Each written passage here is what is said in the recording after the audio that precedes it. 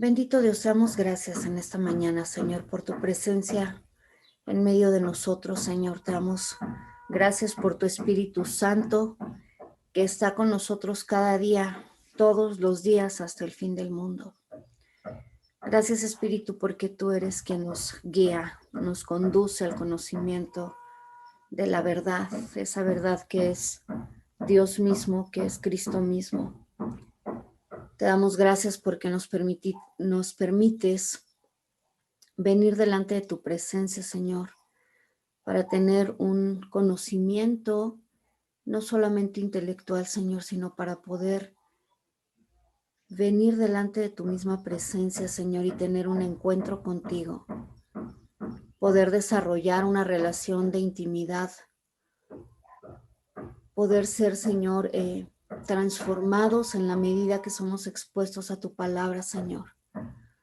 Yo te ruego, Señor, en esta mañana que tu Espíritu Santo sea obrando en cada uno de nosotros, quitando de nuestros ojos velos que ciegan, Señor, que impiden que pueda alumbrar tu evangelio, Señor.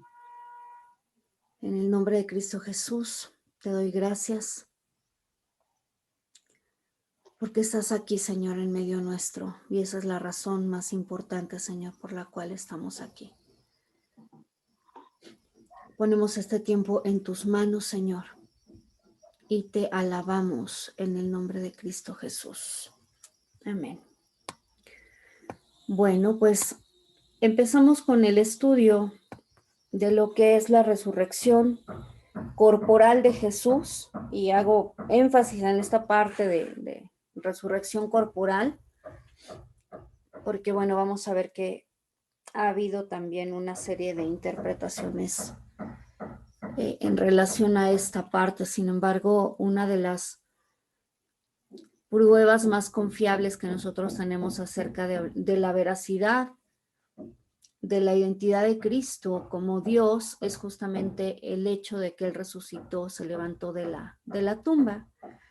Vimos cuál fue el contexto en el cual en un momento dado se llevó a cabo esta situación.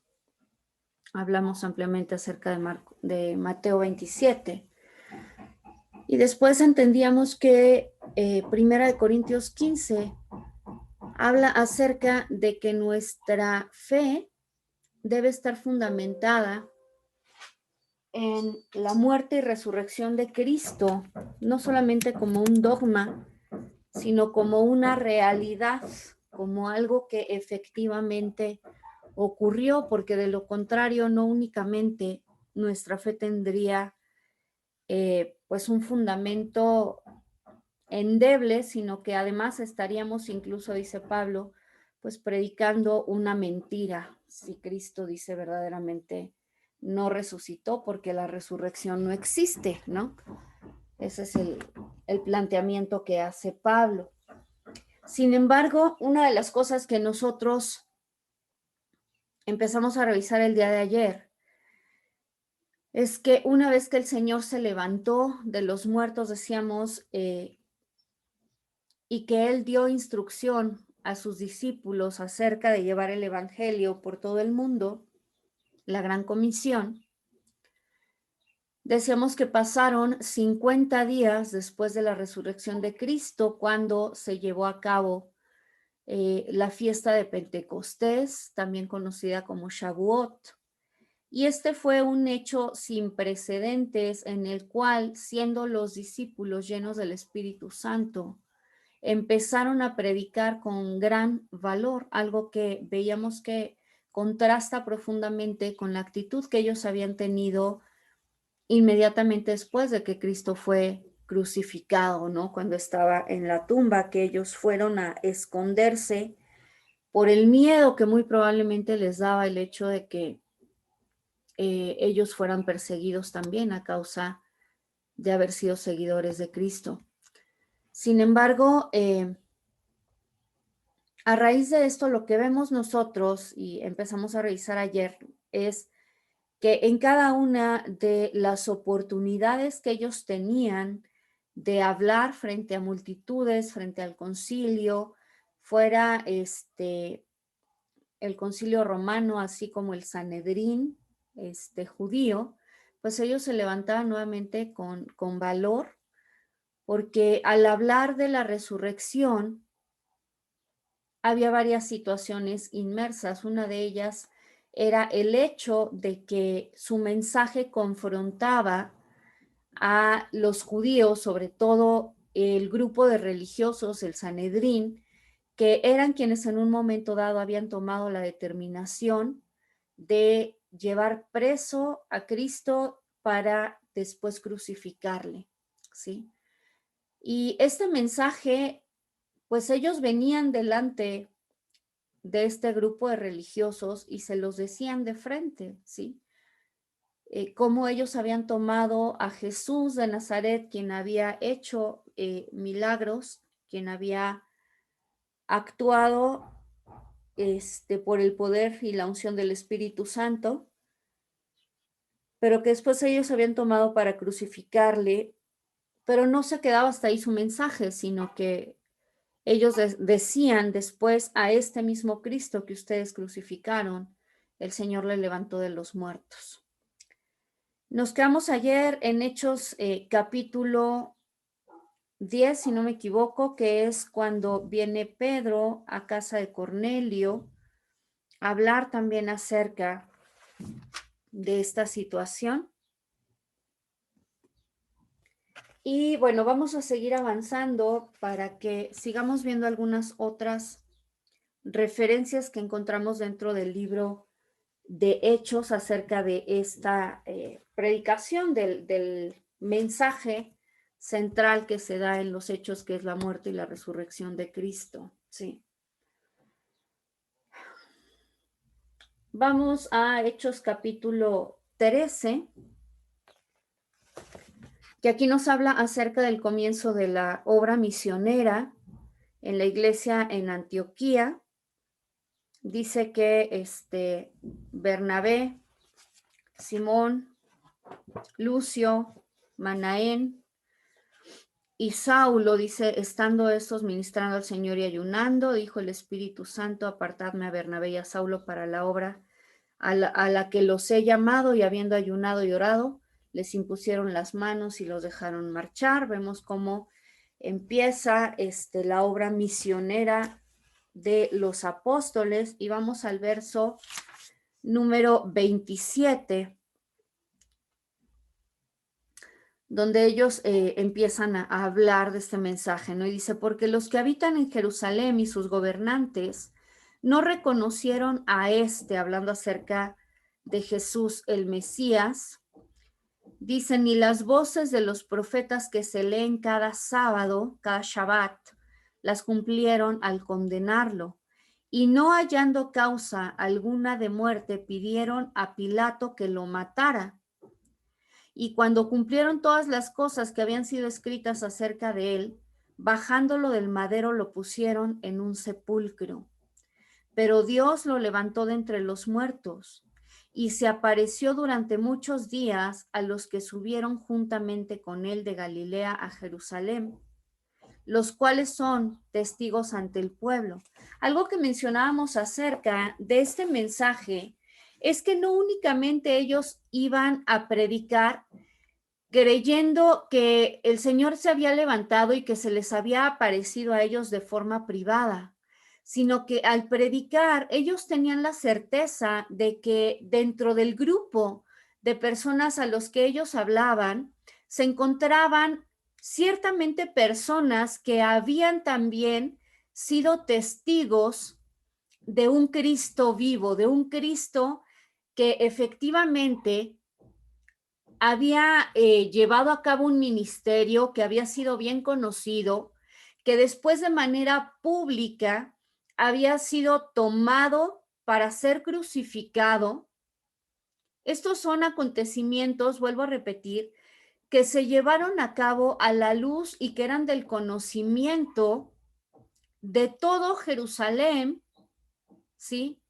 De gran parte de los habitantes de Roma, y que seguramente había trascendido fronteras. Es decir, sabemos que había judíos viviendo en ciudades alrededor de Jerusalén y de Roma, ¿no?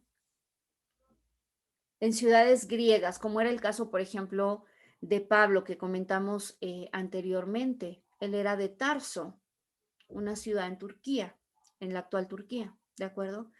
Entonces, seguramente, pues este hecho se había difundido porque el ministerio que el Señor Jesucristo hizo a lo largo de 3 años fue algo, habíamos mencionado, sin precedentes.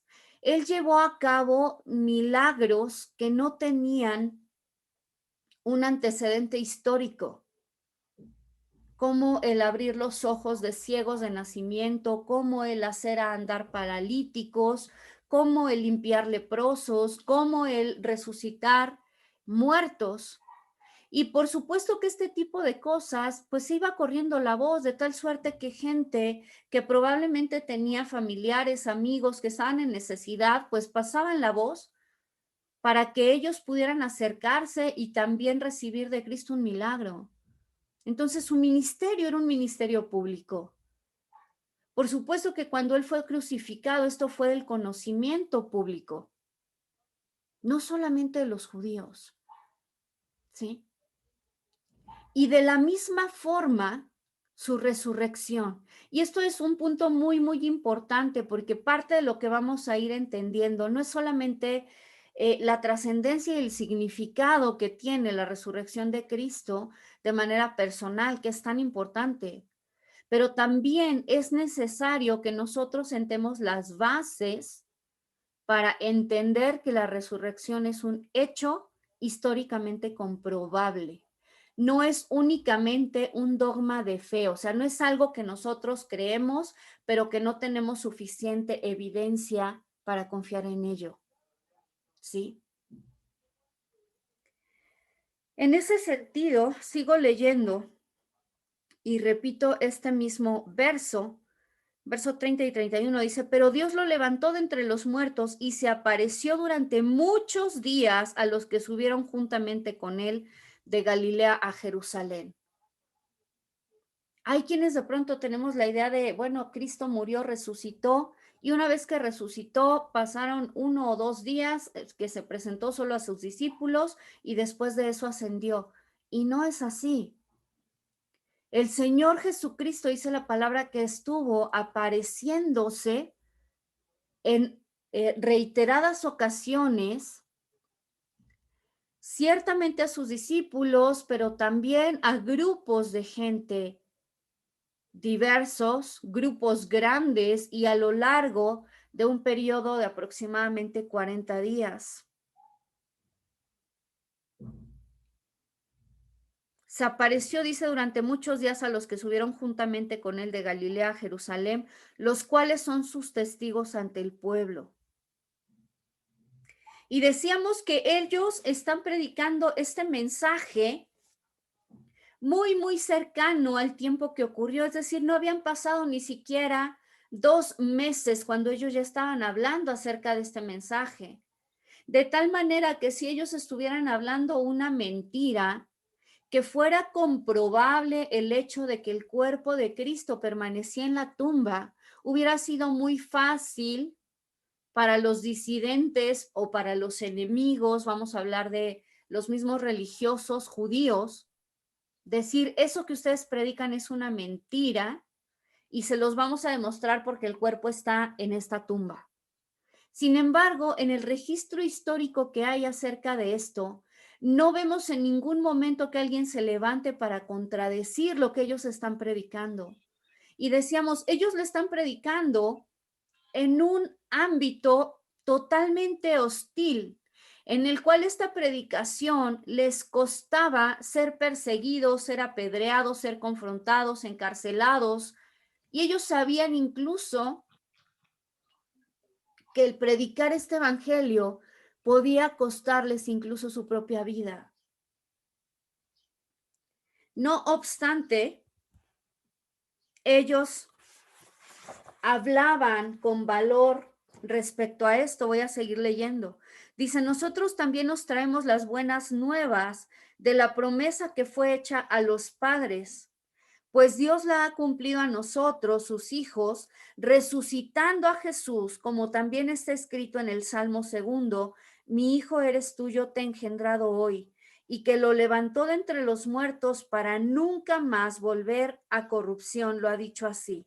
Os daré las misericordias y fieles promesas hechas a David, por lo cual dice también en otro salmo, no permitirás que tu santo vea corrupción.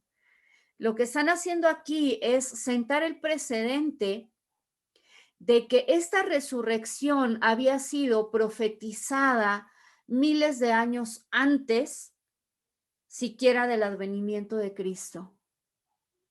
Y que lo que Dios había hecho al resucitar a Cristo de la muerte era cumplir una de las promesas que Él había hecho a su pueblo.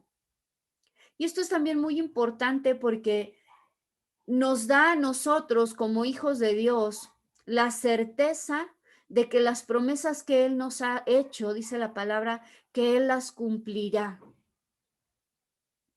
Si Él nos dio a su Hijo, ¿no nos dará juntamente con Él todas las cosas? Si seguimos nosotros avanzando, cuando se viene a presentar también el Evangelio en la ciudad de Tesalónica, en Hechos capítulo 17, vamos a leer desde el verso 1, dice, atravesando Anfípolis y Apolonia, llegaron a Tesalónica, donde había una sinagoga de los judíos, ¿sí? Aquí volvemos a ver nuevamente cómo dentro de otras ciudades que no eran precisamente dentro del territorio judío, había asentamientos o había grupos de judíos viviendo, ¿no? Entonces había una sinagoga de los judíos en Tesalónica y Pablo dice, según su costumbre, fue a ellos y por 3 sábados, veíamos cómo se reunían los Shabbats, guardaban el Shabbat como se había ordenado, debatió con ellos apoyándose en las escrituras, explicando y demostrando que el Mesías debía padecer y resucitar de entre los muertos. Y decía, este Jesús que yo os anuncio es el Mesías. Y algunos de ellos, fueron persuadidos y se unieron a Pablo y a Silas, un gran número de griegos temerosos de Dios y no pocas mujeres prominentes. ¿Sí? Un mensaje que vemos que al momento de ser escuchado tenía un impacto tal que la gente era transformada, ¿sí?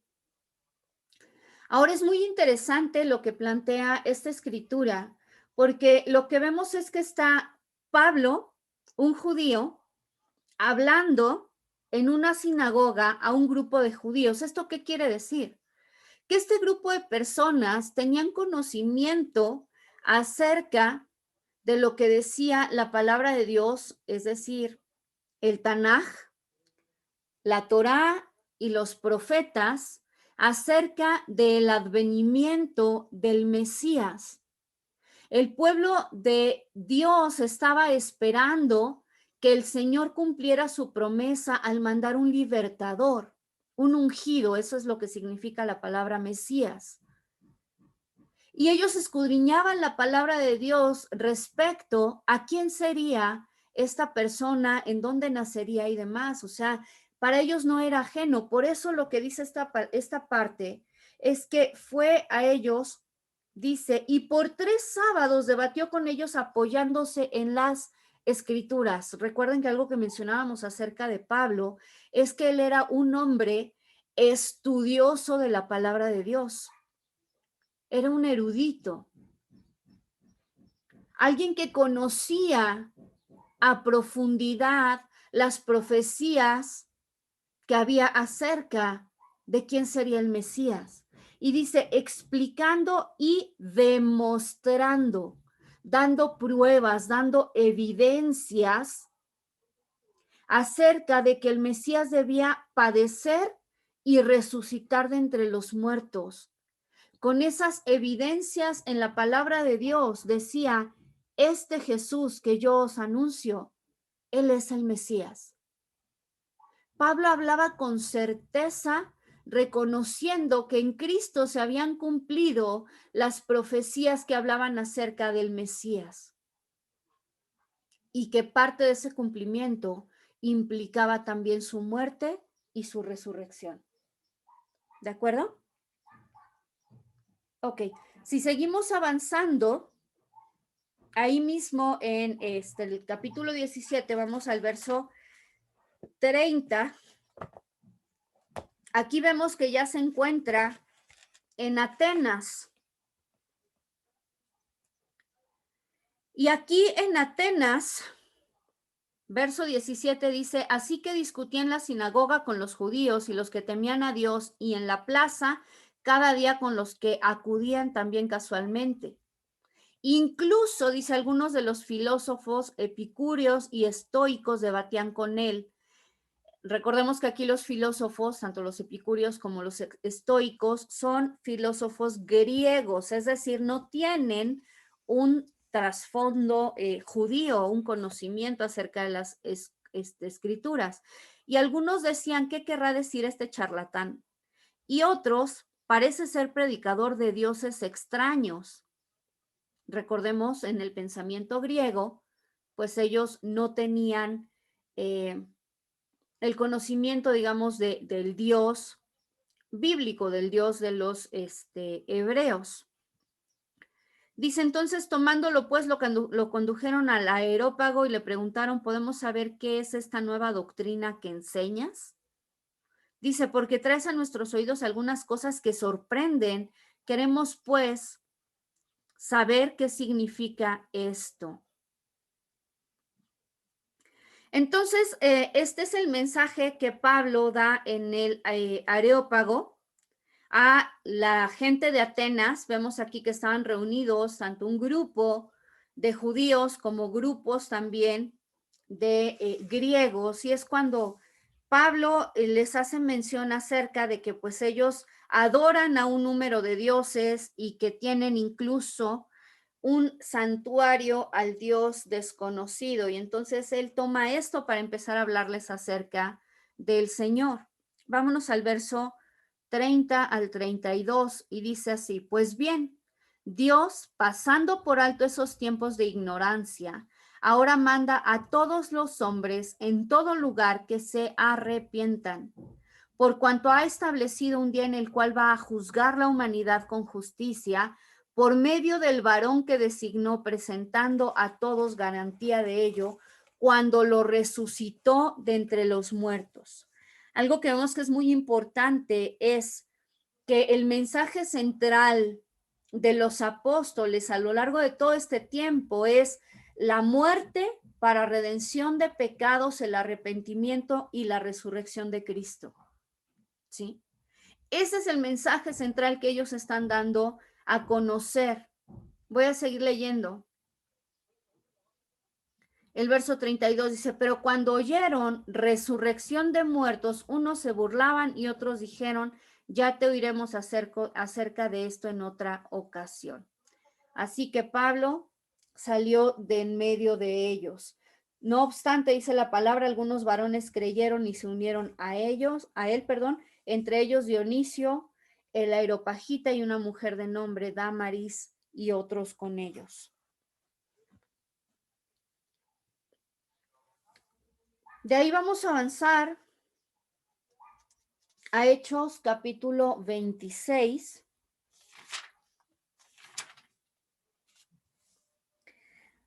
Aquí vemos a Pablo que está ante el rey Agripa y que va a presentar nuevamente defensa, es decir, apología o apologética acerca de este mensaje.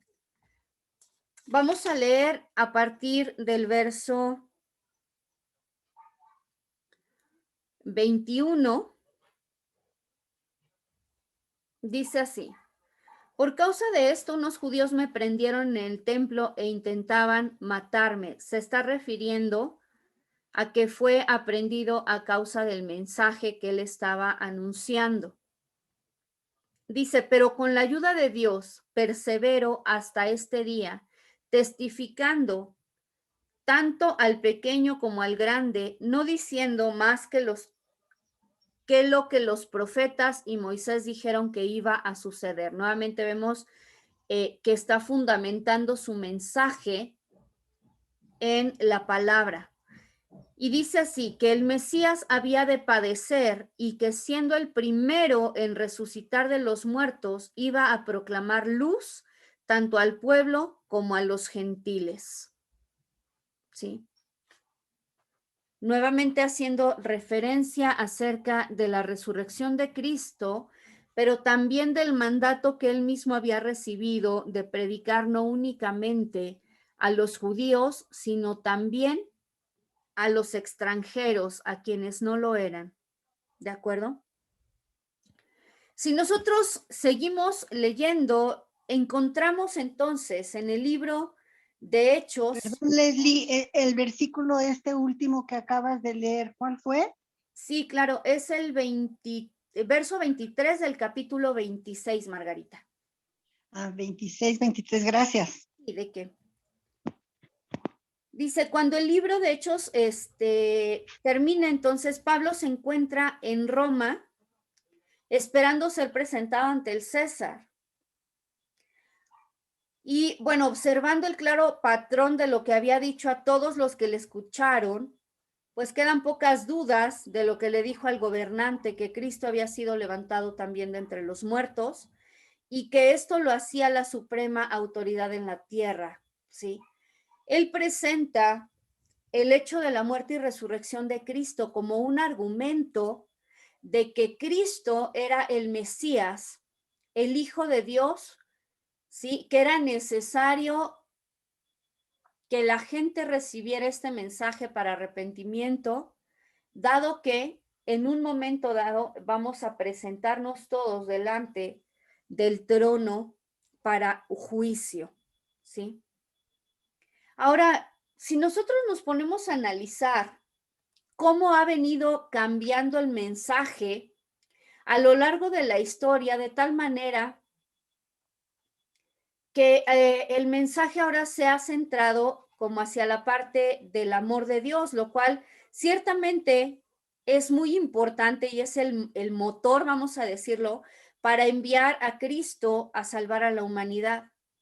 Sin embargo, si nosotros vemos esta primera iglesia crece de una manera muy importante, muy impactante, a partir de basar la predicación en Cristo, el mensaje cristocéntrico, que habla acerca de su muerte como una necesidad que tiene el hombre, ¿sí? De la muerte de Cristo para redención de nuestros pecados, pero nuevamente también la importancia de la resurrección de Cristo para darnos una esperanza de vida eterna. ¿Sí? Como vimos entonces en todos estos pasajes, la resurrección juega un papel fundamental en las predicaciones, en los mensajes de los apóstoles. ¿Por qué? Porque además mencionábamos el día de ayer que este es un hecho sin precedentes. Es un hecho que diferencia y pone en un lugar totalmente, ¿cómo decirlo? Superior a la enseñanza bíblica de cualquier otra religión o filosofía. ¿Por qué? Porque decíamos que aquel que vino a hablarnos acerca de la necesidad del arrepentimiento, acerca del amor de Dios, aquel que vino a este mundo para manifestar que él mismo era el Hijo de Dios, no únicamente lo aseveró con palabras, no únicamente lo reforzó con hechos, es decir, con milagros, pero el milagro más importante que hizo fue justamente el levantarse de la muerte, lo cual pone a Cristo en un lugar que ningún otro ser humano tiene. A él lo eleva a la posición de Dios. Es decir, nosotros podemos tener certeza de la identidad de Cristo a partir no únicamente de lo que él hizo en vida, sino a partir también de que él se levanta de la muerte. ¿Sí? El cristianismo creció porque los apóstoles predicaron que Cristo había sido levantado de entre los muertos, en cumplimiento, como vimos también en estas lecturas, de lo que había sido profetizado en la antigüedad en la palabra de Dios. Esto también nos da certidumbre nuevamente acerca de lo que dice la palabra de Dios, de que lo que se escribió en la antigüedad, muchos cientos y miles de años antes, ha tenido un cumplimiento certero. De hecho, decíamos que es impresionante la forma en la cual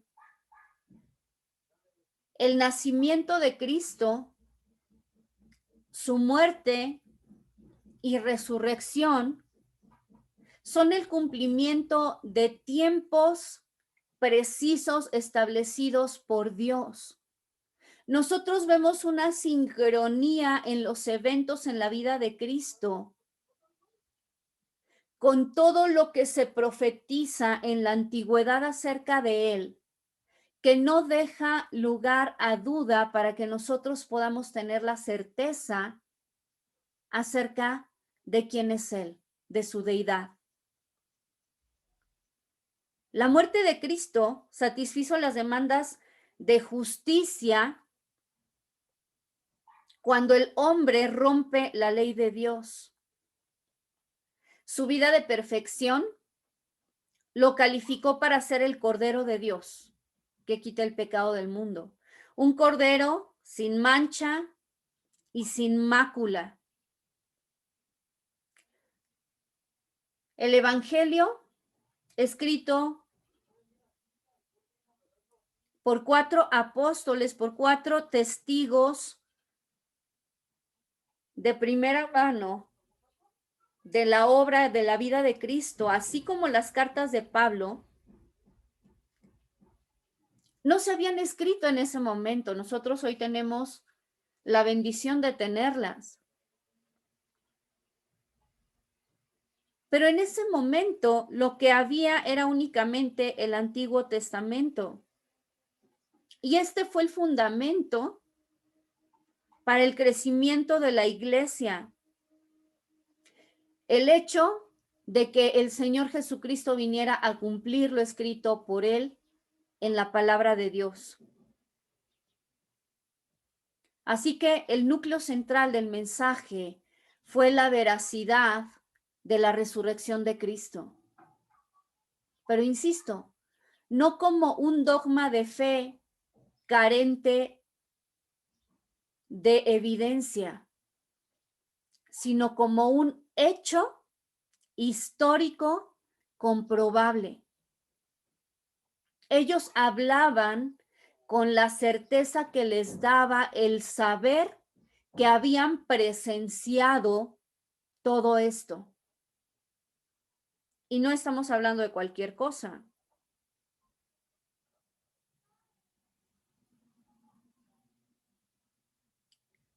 Cuando nosotros comprendemos, por ejemplo, que la palabra de Dios había profetizado su muerte y resurrección, y que también Cristo mismo en varias ocasiones hizo referencia a sus discípulos acerca de lo que le esperaba, es decir, él les habló acerca de que vendría el momento en el cual él sería tomado y sería llevado para padecer, porque era necesario cumplir así la escritura, pero que él resucitaría, se levantaría de los muertos. Esto también nos da nuevamente certeza, no solamente de lo que Cristo hablaba, sino de quién era Él. Y todo esto, de alguna manera, preparó a sus discípulos para que ellos pudieran transmitir con veracidad lo que habían aprendido de Cristo, ciertamente, todo el mensaje del Señor, pero todo ello basado en quién era Él, en que Él mismo era Dios. Ahora, el Señor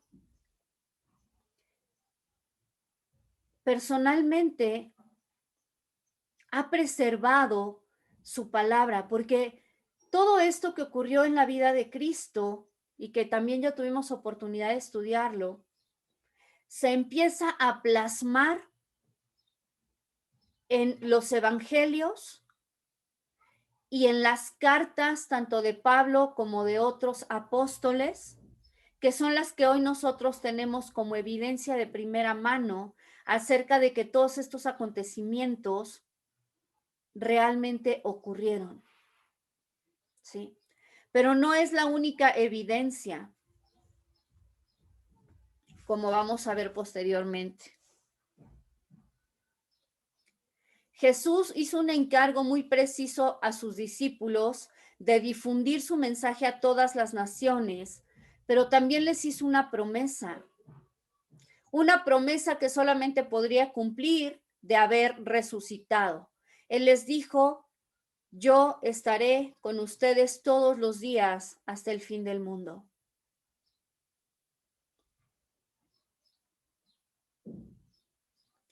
Por lo tanto, nosotros podemos tener la seguridad de que sus discípulos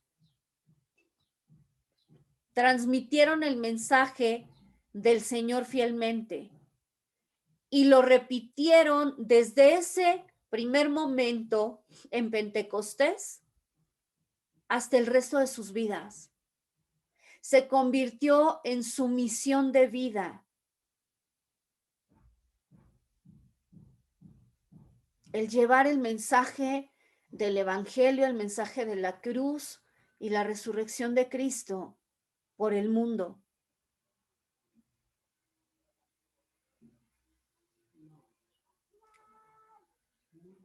No solamente ellos, sino después vemos cómo esto empieza a dar nacimiento a nuevas generaciones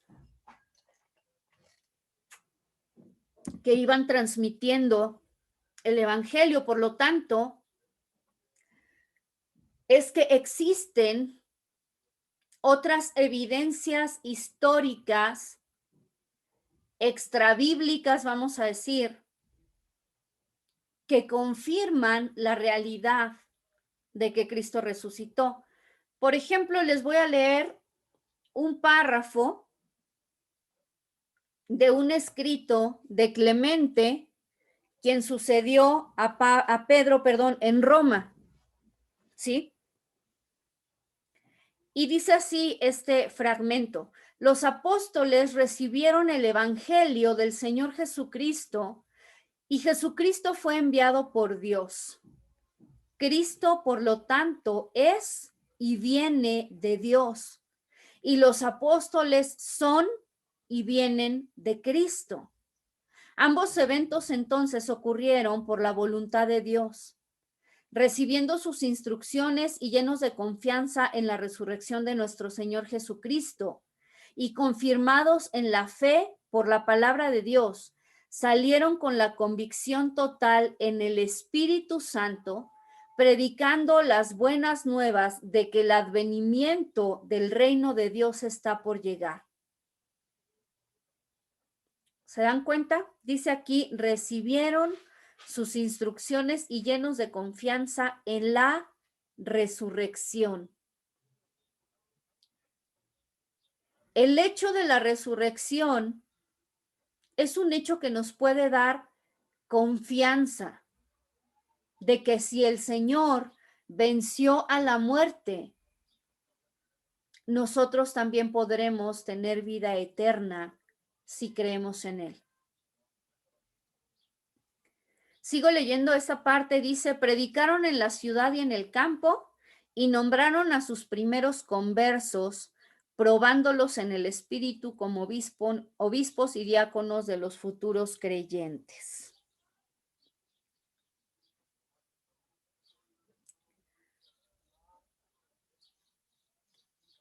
La escritura que nosotros vemos hoy, lo que integra el Nuevo Testamento, podemos tener la certeza de que son documentos históricos confiables, que apoyan el hecho de la crucifixión y la resurrección de Cristo como acontecimientos reales. No estamos hablando de mitos ni leyendas, no estamos hablando de historias creadas para defender un punto, estamos hablando de realidades históricas. Decíamos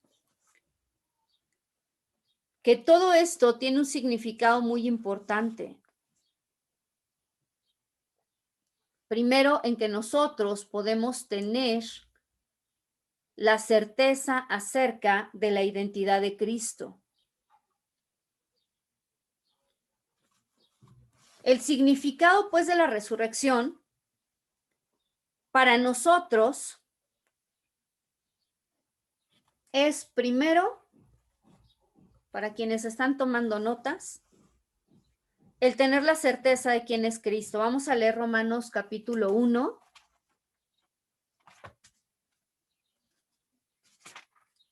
Versos 1 al 4. Dice así la palabra. Pablo, siervo de Jesús el Mesías, un apóstol por llamamiento, habiendo sido apartado para el evangelio de Dios, que él había prometido de antemano por medio de sus profetas en las santas escrituras, acerca de su Hijo, nuestro Señor Jesús el Mesías, del linaje de David según la carne, que fue designado Hijo de Dios con poder, conforme al Espíritu de Santidad, por su resurrección de entre los muertos. ¿Qué quiere decir esto? Que Cristo manifiesta ser Hijo de Dios con el poder del Espíritu Santo en su vida por medio de su resurrección, ¿sí?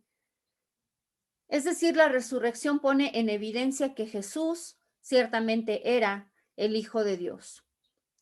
Ahora, ¿esto por qué es tan importante? Hemos hablado con anterioridad que hay muchísima gente que se levanta para decir que es el Mesías, que es Cristo o que es Dios mismo. Decirlo no es complicado.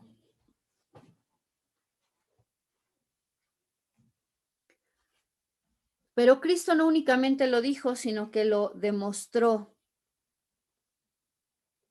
haciendo muchas cosas. Pero la más trascendente, decíamos, de todas ellas fue levantarse de la muerte.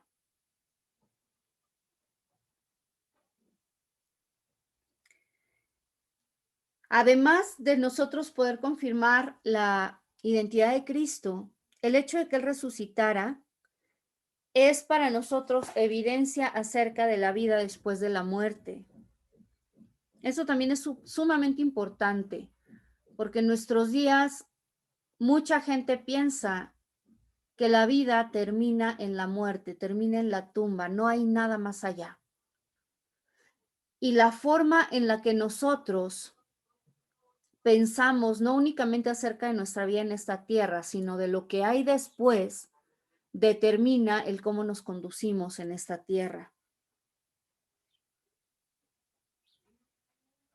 La resurrección es un hecho contundente o una prueba contundente de que hay vida después de la muerte. Juan capítulo 14, verso 3. Dice así: y cuando me vaya y os prepare lugar, vengo otra vez y os tomaré a mí mismo, para que donde yo estoy, vosotros también estén. El hecho de que existe el cielo, un lugar en el cual se encuentra la presencia de Dios, lo tenemos por medio del testimonio del Hijo de Dios. Y esa es una de las más grandes esperanzas que nosotros podemos tener. Decíamos hace unos días, si nosotros nos quedamos únicamente con el hecho de que la vida termina en la tumba, tantas cosas que nos ocurren serían terriblemente dramáticas, sin sentido. Sin embargo, cuando nosotros tenemos una perspectiva de eternidad, eso nos ayuda a encarar la vida con una visión diferente, con una perspectiva diferente, entendiendo que nuestro paso por esta tierra es solamente temporal y que el Señor Jesucristo prometió: en el mundo tendréis aflicción, pero confiad porque yo he vencido al mundo.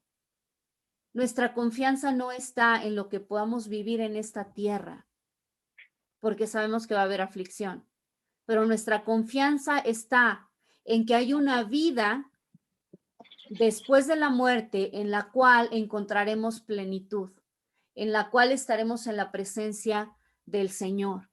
Y esa es nuestra esperanza. ¿Quiere comentar algo, pastora? La cita se me... ¿Juan qué? Juan 14:3. Ah, perdón, gracias. No, no hay de qué. Ahora vamos a Primera de Corintios 15, 54 y 55, que es justamente esta promesa. Primera Corintios 15, 54 y 55.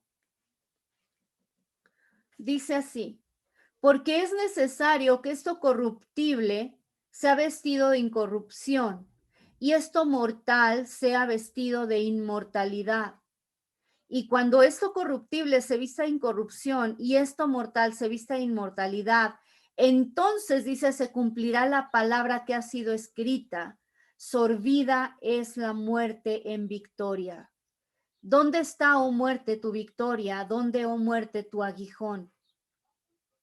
Dice, pues el aguijón de la muerte es el pecado, y el poder del pecado, perdón, la ley. Pero gracias a Dios que nos da la victoria por medio de Jesús el Mesías, Señor nuestro. Porque esto es importante, vean lo que dice el verso 58. Perdón, mis hermanos amados, estad firmes, inconmovibles, abundando en la obra del Señor siempre, sabiendo que vuestro trabajo en el Señor no es en vano.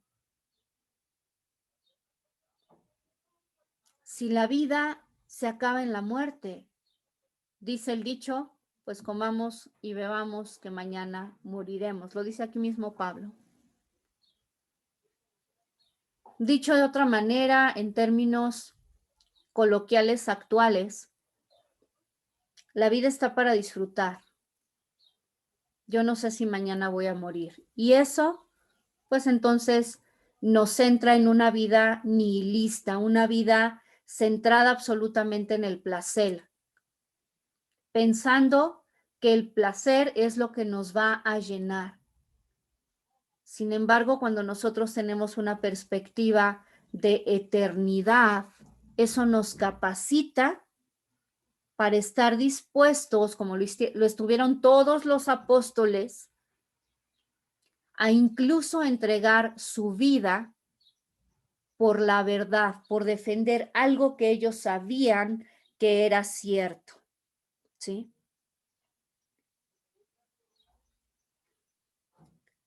La resurrección de Cristo también implica para nosotros el que podemos ser levantados espiritualmente, es decir, que podemos recibir una nueva vida espiritual. Vamos a leer Efesios capítulo 2, versos 4 al 6.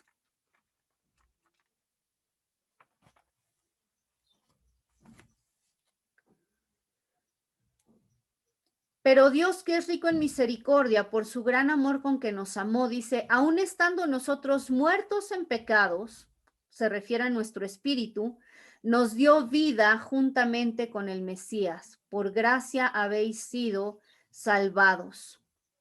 Y juntamente con Jesús el Mesías nos resucitó y nos hizo sentar en los cielos. Porque Cristo resucitó, nosotros también podemos no solamente resucitar espiritualmente, es decir, volver a vivir espiritualmente por el poder de la sangre redentora de Cristo, sino que sabemos que nuestro cuerpo también resucitará en la venida de Cristo.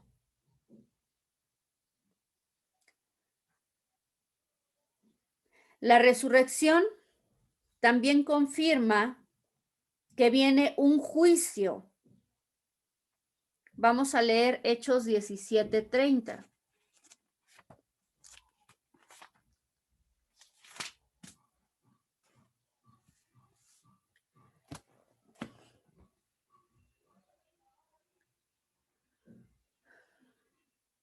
Lo leímos hace un momento, lo voy a volver a leer. Dice, pues bien, Dios, pasando por alto esos tiempos de ignorancia, ahora manda a todos los hombres en todo lugar que se arrepientan, por cuanto ha establecido un día en el cual va a juzgar a la humanidad con justicia por medio del varón que designó, presentando a todos garantía de ello cuando lo resucitó de entre los muertos. La resurrección de Cristo es prueba de que Él es el Hijo de Dios y el juez máximo a quien habremos de venir para ser juzgados.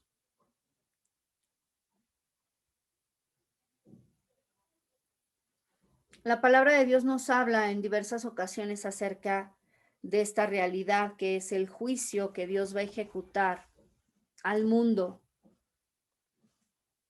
El hecho de que todos nos presentaremos un día delante del trono de Dios para dar cuenta de nuestras vidas. Pero también el hecho de que Él haya muerto y resucitado es nuestra garantía de que aquello que nosotros debíamos pagar y que estamos imposibilitados para hacerlo, sí, el Señor ha cumplido por medio de su muerte con la justicia para que nosotros nos podamos presentar delante de este trono en total confianza de haber sido redimidos por su sangre.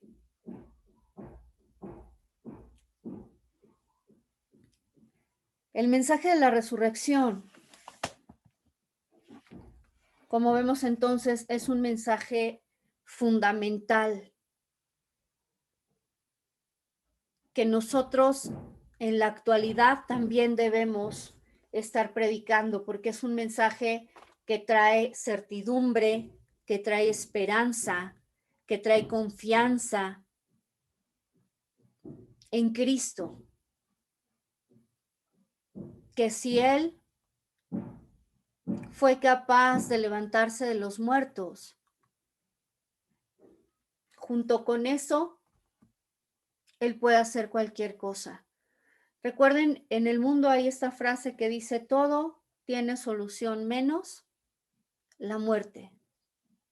Pero en Cristo, incluso la muerte tiene solución. Y esa es nuestra máxima confianza. ¿Sí? ¿Hasta aquí alguien tiene alguna pregunta o quiere hacer algún comentario?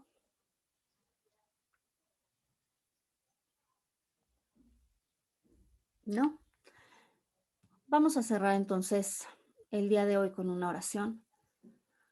Señor, te damos gracias en esta mañana por darnos el entendimiento acerca de quién eres tú, Señor.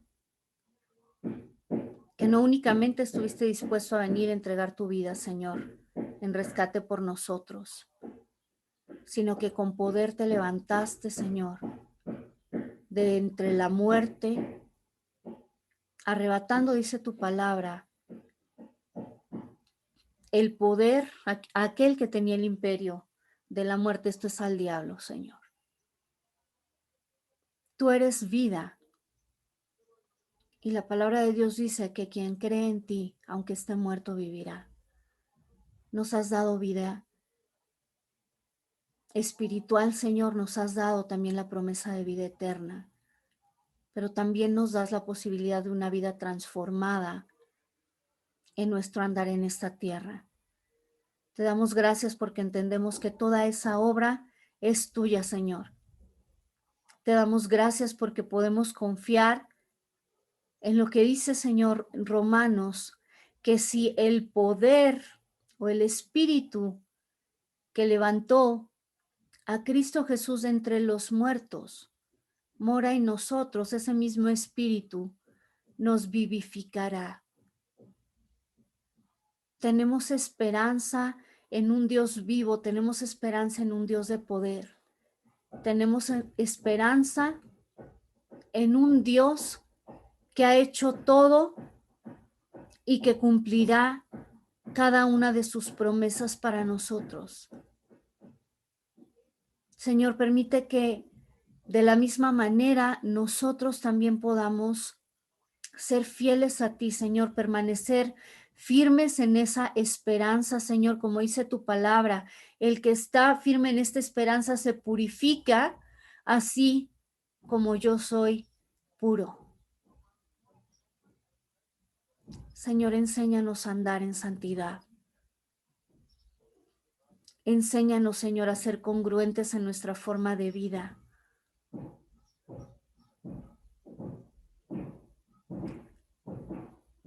Y sobre todo, Señor, a tener la certeza de que tú estás, Señor, con nosotros, así como lo prometiste, cada día, todos los días, hasta el fin del mundo.